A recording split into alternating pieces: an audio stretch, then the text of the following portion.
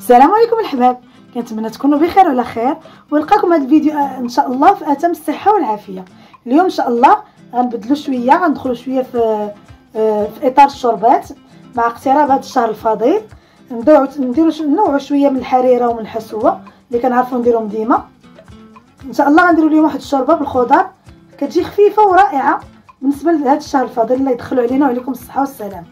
لهاد الشوربه ان شاء الله غنحتاجوا عندنا واحد جوج بطاطات كبار مقطعين هكذا مربعات صغار، واحد جوج جزرات حتى هما محكوكين بهذه الطريقه هذه رقاق، جوج قرعات يكونوا غير صغار، وجوج قرعات حتى هما محكوكين رقاق بحال الجزر.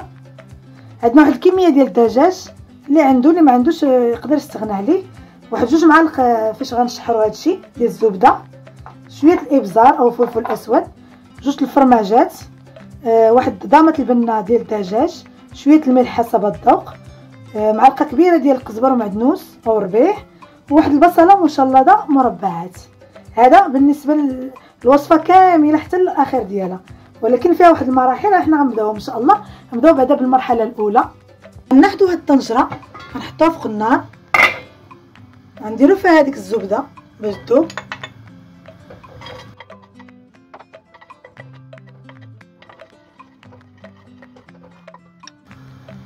غنضيفوا البصل تيتشحر معنا شويه هاد الزبده البصل مشلض، هذيك البصله مشلضه تشحر معنا، نضيفوا لها الملح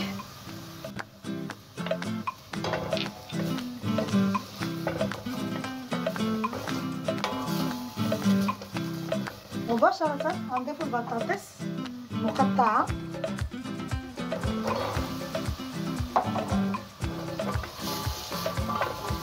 كلشي في الطيبه ديال الزبده.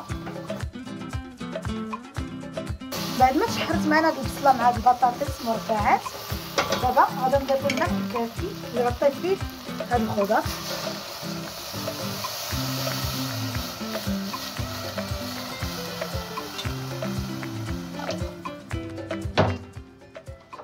نضيفو هذاك الدجاج، نخليوه هكذا بلا ما نقطعوه حتى نزولو. ديك الساعه غادي نقطعوه حتى هو يطيب مع هاد الخضر باش يتنكه بيهم.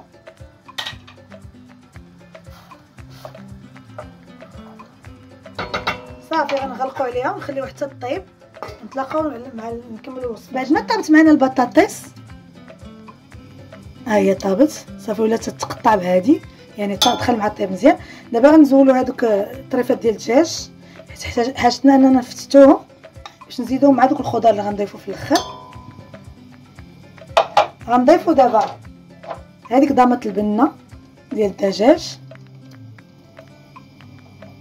ابزار او فلفل اسود، وهذوك الفرماجات حتى هما، حيت دابا غادا نطحنوا كلشي بالميكسور.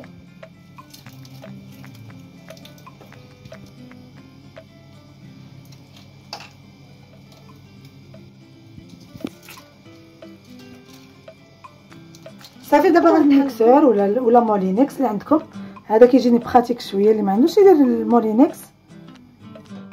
غادا نطحنوا الخضر كلها، غنطحنوها بهذا الميكسور.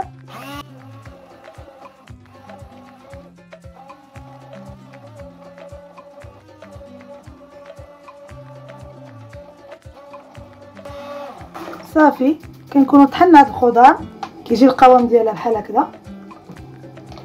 دابا غنردوها عاوتاني فوق النار باش نضيفوا عليها المكونات الاخرى. يعني ناخذ داك الدجاج اللي زولناه كنفتتوه كشرائح هكا طوال،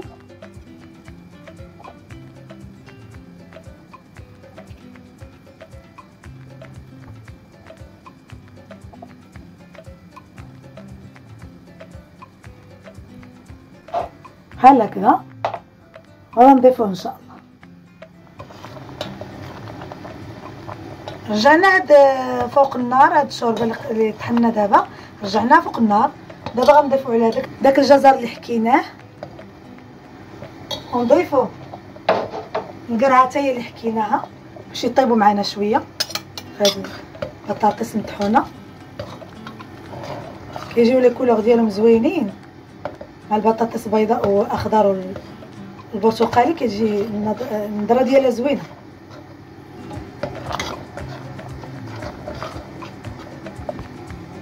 نخليهم يطيبوا معنا شويه في هاد البطاطس المطحونه، يدخلهم الطياب حيت هما محكوكين يعني دغيا كيدخلهم الطياب، ونضيفوا عليهم المقادير الاخرى. داك الدجاج اللي فتتناه نحركو،